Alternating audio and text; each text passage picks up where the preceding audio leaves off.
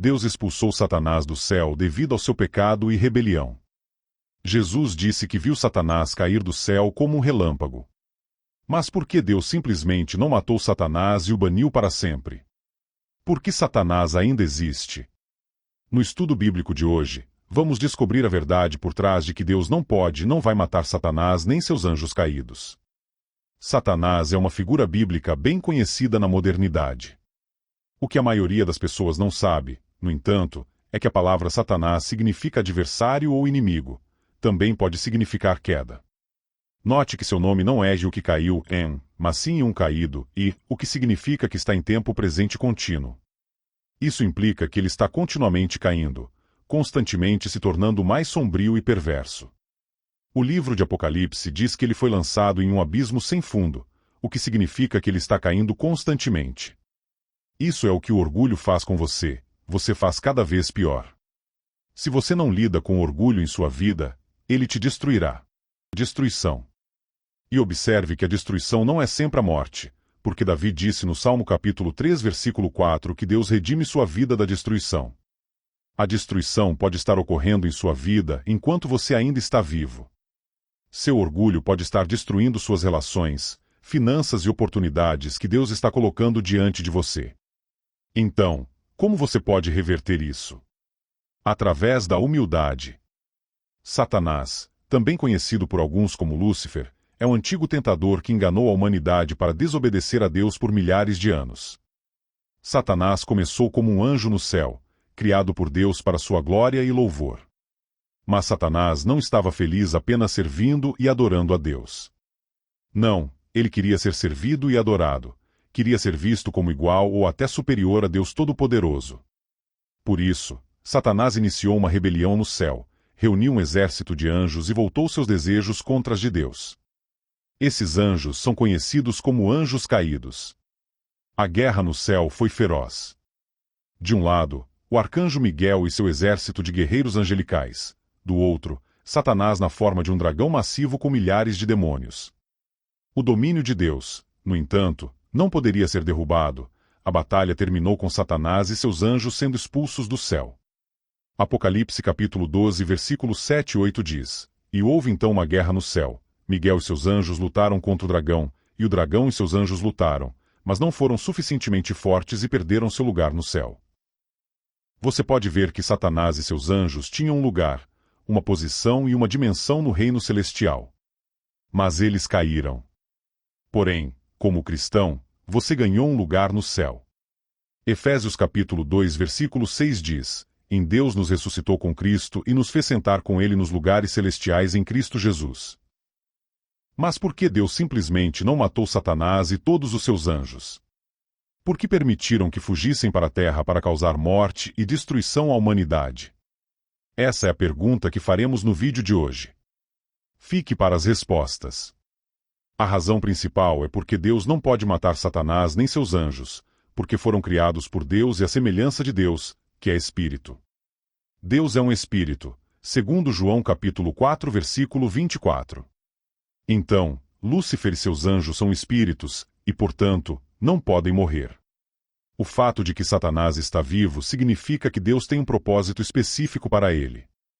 Deus tem um plano para todas as criaturas. Ele as criou todas com propósito e, ainda quando a criação não escolhe a vontade do Criador, o Deus Criador tem uma maneira de usar consciência, escolhas e decisões ruínas para sua glória. Portanto, vamos examinar quem é Satanás e como Deus está usando a Satanás hoje.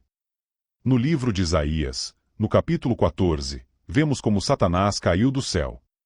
Este texto nos dá uma visão do que a Bíblia diz sobre sua rebelião, em como caiu do céu, ó estrela da manhã, filho da alvorada. Foste lançado à terra, tu que enfraquecias as nações. Tu dizias em teu coração: subirei ao céu acima das estrelas de Deus, exaltarei o meu trono e no monte da congregação me assentarei, nos extremos do norte. No entanto, será levado ao Sheol, ao mais profundo do abismo. Vemos que Lúcifer foi derrubado devido a ambições orgulhosas. Esta escritura é uma declaração clara do que aconteceu a Lúcifer. Outra referência à queda de Satanás se encontra no livro de Ezequiel, no capítulo 28, e assim diz o Senhor Deus: Eras o selo da perfeição, cheio de sabedoria e perfeito em beleza. Estiveste no Éden, o jardim de Deus. Todas as pedras preciosas eram tua cobertura: o sardônio, o topázio, o diamante, o berilo, o ônix e o jaspe, a safira, a esmeralda e o carbúnculo eram os engastes e os sagrados em ti, no dia em que foste criado, foram preparado. Eras um querubim ungido para proteger, e te colocai.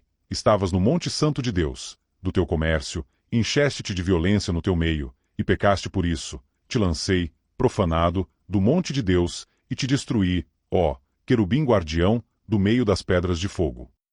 Teu coração se ensoberbeceu por causa de tua beleza, corrompeste a tua sabedoria por causa de teu esplendor. Lancei-te por terra, expus-te perante os reis, para que te contemplem. Ezequiel fala aqui de um ser perfeito que foi criado por Deus para ser belo e precioso. Mas então algo aconteceu. A injustiça foi encontrada nesse ser, ele pecou e por causa desse pecado, Deus lançou o ser para fora do paraíso. Esta é uma segunda referência à queda de Satanás. Ele caiu porque havia uma semente de desconfiança nele, algo ruim estava crescendo dentro dele, algo que Deus não podia permitir no céu. A realidade é esta: Satanás era um anjo de alto escalonamento no céu, mas caiu tão longe que se tornou não só Satanás, o caído, mas também Satanás, o tentador. Tão arrogante em seus caminhos, não poderia evitar guiar outros ao erro, assim como ele se desviou. Satanás também é um acusador, como se vê no livro de Zacarias, no capítulo 3, onde temos uma imagem clara de Josué diante de Deus, com Satanás à sua direita trazendo acusações contra ele. No Novo Testamento, vemos que Satanás ainda atormenta a humanidade. Até o mesmo Senhor Jesus Cristo foi tentado por Satanás durante 40 dias no deserto. Mais tarde, em seu ministério, Jesus faz uma declaração que confirma a visão do Antigo Testamento sobre a origem de Satanás quando, em Lucas capítulo 10 versículo 18, ele afirma que Satanás viu cair como um raio do céu. Um exemplo se encontra em 2 Pedro capítulo 2 versículo 4. É porque, se Deus não poupou os anjos quando pecaram, mas os lançados no inferno e os entregues a cadeias de escuridão profunda, para serem reservados para o julgamento. E Judas diz, no primeiro capítulo de sua carta, e aos anjos que não guardaram seu estado original, mas abandonaram sua própria morada, ele os guardou em prisões eternas sob escuridão profunda, até o julgamento do grande dia. Satanás tem permissão para viver, sim, mas ele será, em última instância, responsabilizado por seus pecados. Isso mais uma vez nos dá certa clareza sobre por que Deus não pode matar Satanás e seus anjos caídos. Não seria justo matar um criminoso antes de um julgamento justo. Deus está aguardando o julgamento do mundo, onde todos serão julgados e recompensados de acordo com suas obras. Para responder à pergunta em questão, primeiro devemos analisar quem é realmente Deus. O fato é que certos atributos sagrados de Deus o fazem agir de uma certa maneira. Além disso, como Deus é sempre o mesmo, nunca mudando, se conseguirmos descobrir quem Ele é. As ações de Deus são sempre uma manifestação de sua natureza. Em outras palavras, o que Deus faz provém de quem Ele é. A primeira coisa a lembrar ao fazer esta pergunta é que Deus é todo-poderoso. Na verdade, não pode haver desafio à sua autoridade, pois Ele tem todo o poder do universo à sua disposição.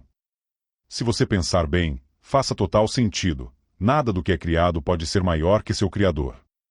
Se Deus realmente criou todos os seres e todas as coisas, como a Bíblia afirma, então é óbvio que nenhum de seus seres criados pode ascender a uma posição de autor.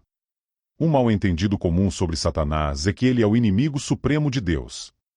Há quem acredita que Satanás e Deus estão presos em um confronto pelo universo, e há quem acredita que Deus só conseguiu defender o céu ao expulsar Satanás e seus demônios. É um grande erro pensar dessa maneira. Deus não tem rival, ninguém se aproxima dele em poder, nem mesmo Satanás. A batalha no céu, da perspectiva de Deus, não foi uma batalha de fato. Não havia possibilidade de Satanás ganhar contra o Criador Todo-Poderoso do céu e da terra. O evento está registrado em Apocalipse capítulo 12, versículos 7 e 9. E houve então uma guerra no céu. Miguel e seus anjos lutaram contra o dragão, e o dragão e seus anjos lutaram. Mas ele foi derrotado. E não houve mais lugar para eles no céu, e o grande dragão foi lançado fora. Aquela antiga serpente chamada Diabo e Satanás, que enganou todo mundo, foi lançado na terra, e seus anjos foram lançados com ele, e ouviu uma grande voz no céu dizendo: agora veio a salvação, o poder, e o reino de nosso Deus, e a autoridade de seu Cristo, porque o acusador de nossos irmãos foi lançado fora, aquele que os acusa dia e noite diante de nosso Deus. E eles o venceram pelo sangue do Cordeiro e pela palavra de nosso Deus. Seu testemunho, pois não amaram suas vidas até a morte. Há algo belo na natureza de Deus pelo fato de que ele não mata Satanás imediatamente. Este ato de misericórdia mostra que Deus ama suas criaturas, mesmo quando elas não o amam de volta. A segunda coisa que devemos entender sobre quem é Deus é que ele é onisciente. Todos os pequenos e aparentemente insignificantes detalhes do universo são conhecidos intimamente por Deus, não há exceção a esta afirmação. Deus tem um entendimento completo de cada indivíduo e de cada situação e escolha que esse indivíduo faz. Isso significa que Deus tem uma perspectiva como nenhum outro ser no mundo. Ele é capaz de ver completamente os dois lados de qualquer história. A Bíblia diz muito pouco sobre por que Satanás fez o que fez, apenas que ele se tornou ciumento e orgulhoso de Deus. A natureza onisciente de Deus significa que ele conhecia os pensamentos e motivos de Satanás e seus demônios em completo detalhe. Ele entendeu completamente por que Satanás fez o que fez. Isso, mais uma vez, nos mostra um aspecto incrível da natureza de Deus: compaixão. Um pai não castiga um filho se entende porque o filho fez o que fez. Um pai amoroso dá aos seus filhos repetidas oportunidades de acertar o que fez mal. Uma das razões pelas quais Deus não pode matar Satanás e seus seguidores é que ele entende completamente por que Satanás fez o que fez. Para nós, parece uma loucura, mas Deus sabia por que Satanás se rebelou e teve compaixão por ele. Isso significa que, embora não entendamos por que Deus permite que Satanás e seus anjos permaneçam em existência, o livre-arbítrio é um presente dado por Deus a toda a sua criação.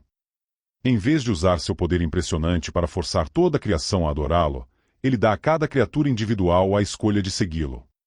Este presente foi estendido a toda a criação e a todas as criaturas, incluindo os anjos, porque os anjos foram beneficiários do presente do livre-arbítrio. Sempre existe a possibilidade de que um dia um anjo ou grupo de anjos use seu presente para tomar a decisão de não seguir a Deus. O motivo pelo qual Deus deu livre-arbítrio era necessário. A questão é que o livre-arbítrio é um ingrediente essencial no amor genuíno. Você não pode amar alguém ou ter um bom relacionamento com alguém se não tiver a opção de fazê-lo. O amor não pode ser invocado, deve ser dado outro por escolha. Por essa razão, Deus, que deseja que sua criação o ame por sua própria escolha, nos deu livre-arbítrio, sabendo que algumas escolhas não o amariam. O problema que surge por causa do livre-arbítrio é este: se Deus castiga e mata cada um que exerce o dom que ele ensina a Deus de uma maneira que ele não aprova, você realmente tem uma escolha? Você não tem realmente uma escolha se uma de suas duas opções tem uma certa pena de morte anexada a ela. Não, o livre-arbítrio exige que tanto a possibilidade de rebelião quanto a redenção permaneçam na existência. Assim, porque Deus é justo e equitativo, ele escolhe honrar a escolha de Satanás de abandonar sua posição no céu. Ele não será derrubado, mas não eliminará aqueles que escolherem. Há uma teoria sobre que Deus permitiu que Satanás e seus demônios vivessem após sua rebelião. Se lermos os relatos do Evangelho sobre a vida de Jesus no Novo Testamento, vemos que Satanás tinha um papel a desempenhar no caminho de Jesus para a cruz. Pode ser que, mesmo quando Satanás tinha rejeitado a Deus, Deus ainda o usaria para cumprir sua missão final de libertar o mundo do pecado. A primeira vez que Satanás aparece no Novo Testamento é quando tenta Jesus no deserto. 3 vezes Satanás vem a Jesus com várias tentativas, e Jesus mantém sua posição, citando as Escrituras de volta ao tentador. Jesus se tornou o primeiro ser humano a resistir aos seus comentários tentadores. Esta é uma seção crucial da história de Jesus porque prova que ele é digno de morrer pelo pecado. ¿Por qué? Porque só uma pessoa inocente pode ocupar o lugar de uma pessoa culpada. Quando uma pessoa inocente ocupa o lugar de um criminoso na prisão, a inocência dessa pessoa é limitada para a pessoa culpada. Eles trocaram de lugar. Isso é o que Jesus fez na cruz. Ele se tornou pecado e colocou sua santidade. A tentativa e o sucesso contra a tentativa provaram que Jesus era digno de suportar o pecado do mundo. Talvez por isso Deus deixou Satanás viver, para que ele pudesse provar que Jesus era digno de sua tarefa.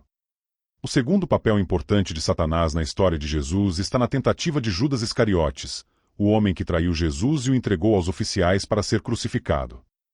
Você já se disse como Jesus morreria pelos pecados do mundo se alguém não o entregasse para ser crucificado? O papel de Satanás na vida de Jesus era entrar em Judas e fazer com que ele duvidasse do poder de Jesus ao ponto de entregá-lo para ser morto. Talvez Deus tenha deixado Satanás viver para que pudesse convencer Judas a trair Jesus e assim ele pudesse salvar o mundo do. Satanás era um anjo no céu que se rebelou contra a autoridade de Deus e conseguiu reunir um enorme exército de anjos que compartilharam sua rebelião contra Deus. Eles lutaram no céu e, em vez de serem mortos, foram lançados do céu como exilados. Por que Deus não os matou após sua rebelião? Talvez porque Satanás tenha tido um papel maior a desempenhar na história da redenção. Talvez ele fosse mais uma ferramenta no arsenal de Deus. Talvez Deus tenha tanto amor por Satanás que quis dar-lhe uma oportunidade de se arrepender e segui-lo novamente. Talvez o amor de Deus seja tão grande que ele deu a Satanás todo o tempo do mundo para corrigir seus erros. Sabemos que o amor não pode existir sem escolha, e o desejo de Deus é que toda a criação o ame. Portanto, Deus concedeu o livre-arbítrio à criação e, com o livre-arbítrio, também tem a possibilidade de ser descartado. Deus não pode matar todos aqueles que não o escolhem. Isso anularia o livre-arbítrio que leva ao amor. Deus escolhe permitir que Satanás e seus demônios vivam porque Deus é amor, e o amor é Deus. A questão levantada sobre por que Deus não elimina definitivamente Satanás é complexa e multifacetada. Este tópico nos leva a uma profunda contemplação sobre a natureza de Deus, a liberdade, o propósito do mal e a escolha no mundo. Primeiramente, é essencial entender que Deus, sendo onisciente e onipotente, possui um plano perfeito para tudo o que existe. Se Satanás ainda existe, é porque, de alguma maneira, ele faz parte desse plano divino. Embora possa ser difícil entender as razões de Deus com nossa limitada percepção humana, podemos confiar que há um propósito maior e benéfico por trás. Além disso, a existência de Satanás serve como um teste contínuo para a humanidade. A tentativa não é apenas um sinal de fraqueza ou maldade, é também uma oportunidade para o crescimento espiritual e moral. Ao enfrentar e superar tentações, as pessoas podem desenvolver virtudes como a força, a perseverança e a fé. Esses desafios são essenciais para o crescimento espiritual e a maturidade. Outro ponto a considerar é que a história da rebelião de Satanás nos lembra da importância do livre-arbítrio. Deus criou seres com a capacidade de escolher, valorizando a confiança e a liberdade sobre a aprovação controlada. O verdadeiro amor e a verdadeira redenção emergem quando escolhidos livremente. Oração. Senhor Todo-Poderoso, Tu és o Criador de tudo que existe, o Alfa e o Ômega, cujos caminhos são perfeitos e cujos planos são incompreensíveis em sua totalidade para nós. Confiamos em Tua sabedoria e segurança, mesmo quando enfrentamos as sombras do mal neste mundo. Dá-nos a força para resistir às tentativas que Satanás coloca em nossos caminhos, e a sabedoria para entender que cada desafio é uma oportunidade para crescer em fé e caráter. Ajude-nos a usar nosso livre-arbítrio para escolher o bem e seguir-te mais de perto a cada dia. Ensina-nos a ver cada situação difícil como uma chance de demonstrar nosso amor e nossa fidelidade a Ti. Que possamos sempre lembrar que Tu estás no controle e que tudo contribui para o Teu plano divino, incluindo os desafios que enfrentamos. Agradecemos por Tua paciência infinita e Tua misericórdia inesgotável. Que continuamos a buscar Tua face e Tua verdade, vivendo cada dia mais alinhados com Teus propósitos sagrados. Em nome de Jesus. Deixe nos comentários a sua opinião sobre o tema do vídeo, sempre respeitando a opinião dos outros. Espero que tenha gostado do vídeo. Se este conteúdo foi importante para você, peço que me apoie com sua inscrição para que não perca nenhum dos nossos próximos vídeos. Compartilhe esse vídeo com familiares e amigos, dê um like e deixe sua opinião nos comentários. Isso faz com que o vídeo alcance mais pessoas. Juntos, podemos iluminar mais mentes e expandir nosso entendimento. Obrigado por estar aqui, e que Deus te abençoe.